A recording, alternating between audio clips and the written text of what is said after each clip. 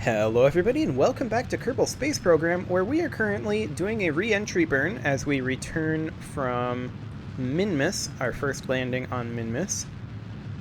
And we've scoped out a pretty nice spot for a base, actually. I'm pretty pleased with that.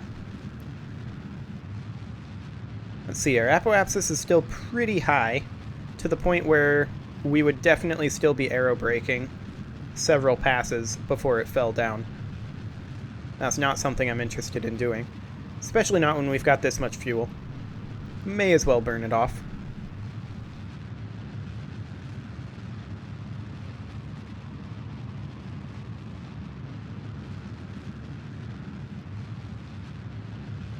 The node is trying to drift a bit, but I think we're good. I think that's probably good enough. Yep, we're fully in the atmosphere at this point. I'm going to let us rise to the apoapsis, which is going to continually fall. Actually, no, I'm just going to lock retrograde right now. I'm going to change the periapsis right now to be about there. Okay, and with that, we have no further need for these fuel tanks or this engine. So let's ditch them. But I'm going to go ahead and orient like that, in hopes that the engine doesn't come back and clobber us.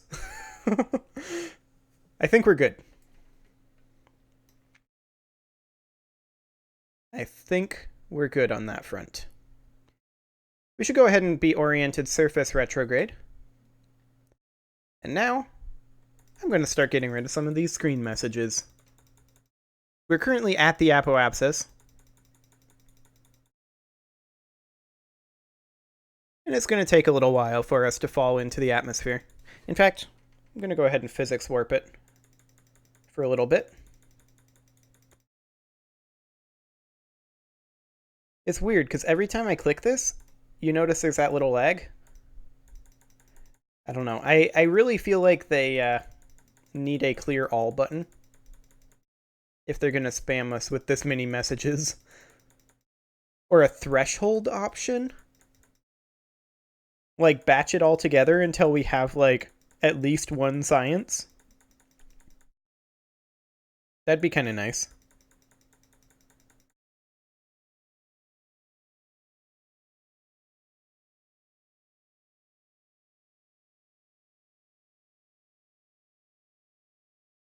But the good news is, I'm almost done with these messages.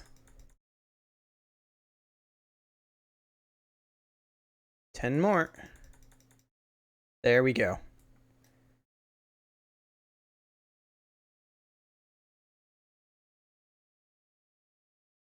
And we're going to start seeing atmospheric effects very soon.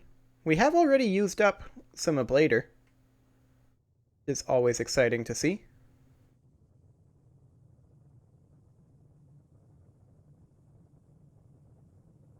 Okay, and here comes the atmospheric effects. Let's go.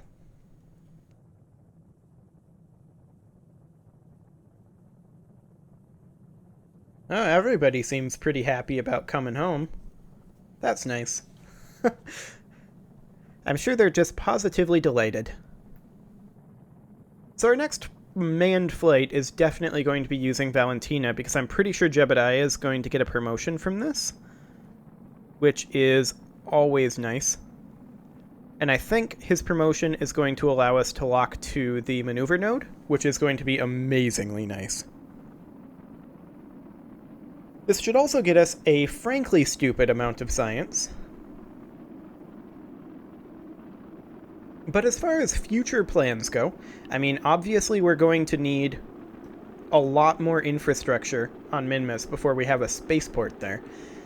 We're going to need an actual landing site, we're going to need a fuel mining site, we're going to need a fuel refinery, we're going to need a rover that can transport Kerbals between all of these places, possibly one at each place. And then we're going to need a a tanker system that can transport the fuel from the refinery to the rocket, and a standardized system on our rockets that allow us to refuel our rockets once there. It's certainly going to be interesting.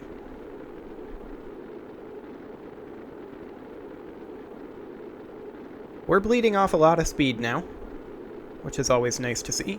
We've got another about 900 meters per second or so to go before we can deploy our drogue chutes. We're also going to need to set up probably at least 2 more communication satellites over Minmus, because I want to ensure constant coverage, or constant-ish coverage, over that particular site. And because we can't do a, for lack of a better word, geostationary, I realize it's not the Earth, so it's not actually geostationary. I'm like 99% certain that Minmus's gravity well cannot afford a, so to speak, geostationary orbit. So that's something we're going to have to consider as we set up our communication satellites. Okay, we should be able to deploy drogue chutes very soon.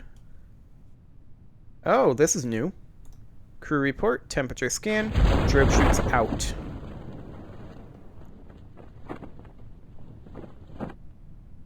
Excellent. Main chute out. Oh, hello. What's that? Is that our engine? Hang on. Let me go see. This is our fuel tank. Okay. Sounds good. I'm going to go ahead and physics warp down towards the surface a little bit here. Our chutes should be deploying momentarily. Yep, there goes everything crashing into the mountains. Good for them.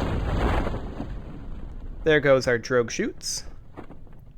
And our main chute should be deploying shortly after. There goes 3 more tanks, I believe.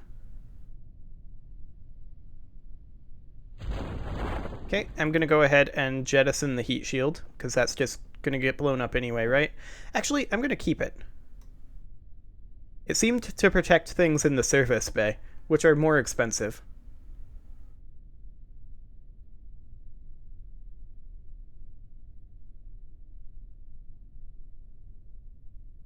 Okay. Now, hopefully, nothing too horrible happens here. No, that was fine. Gonna turn SAS on to stop that roll, though. Fantastic. Let's recover this. Also, we've returned home from the surface of Minmus. Great. Okay, so let's recover that, and then we need to consider what we need to do next as far as Minmus goes. We'll take a look at contracts, because we fulfilled quite a few of them. Okay, 575.5 science earned. It's always nice. And we got a few recovered parts. Jebediah did indeed advance to level 3. So that's fantastic. Okay, so what do we got in here? What do we want? I mean, we were making our way towards... I mean, a relay antenna would be okay. I don't feel like the distances we're talking about really merits it. But we were heading towards advanced science tech, was it?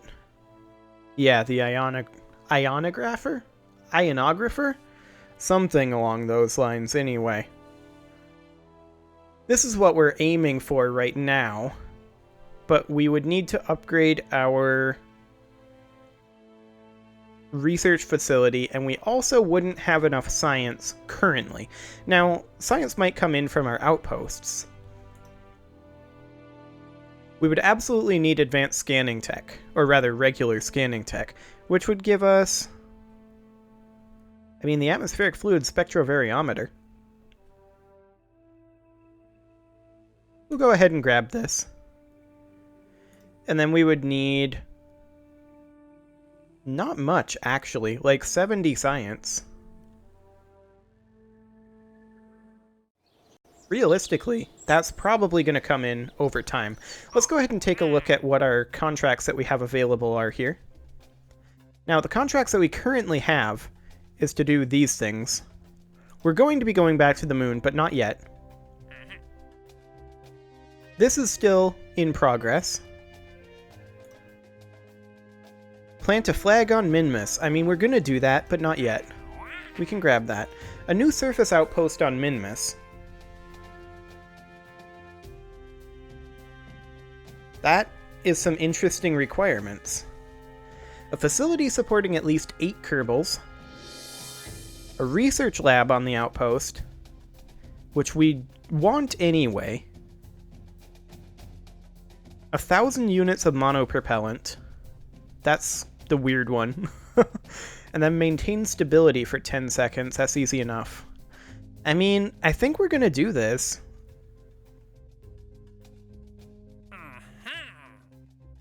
Maybe not immediately. Test a rover on the moon. I mean, that's nice and all, but I don't think that's what we're gonna do. Not yet, anyway. Okay, let's take a quick look in our tracking station here. Specifically at the Minmus system. Now, this is our satellite right now. We only have the one. It's currently on the opposite side of the experiment control station, which is in darkness, which is why we haven't been getting anything from there for now. The question then becomes, do we put in a polar orbit satellite? And I think we do. Now that's still going to be occluded sometimes, but I think we want to have it like just at the edge of the gravity well in a polar orbit. Like that, it would be very rare that it would be occluded, I think. So we're going to want to put up a communication satellite for our next mission, I'm pretty sure. And then after that, we can look at putting up that surface outpost, which is probably going to be the next step.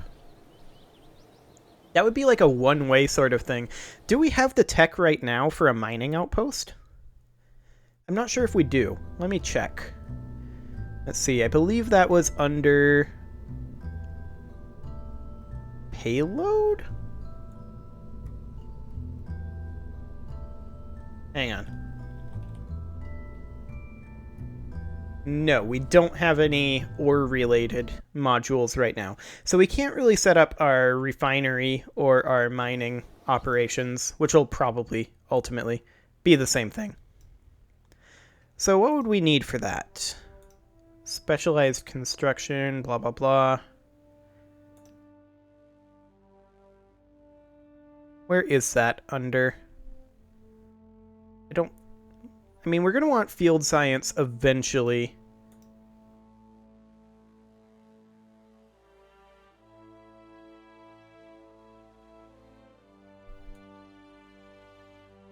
What is that under?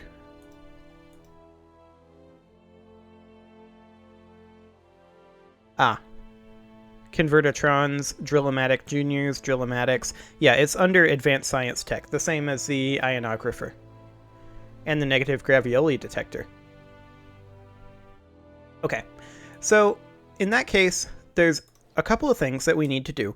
First is we need to make sure that I don't forget in the Flea 2L to add in to the service bay where are we? We need to add in the atmospheric fluid spectrovariometer.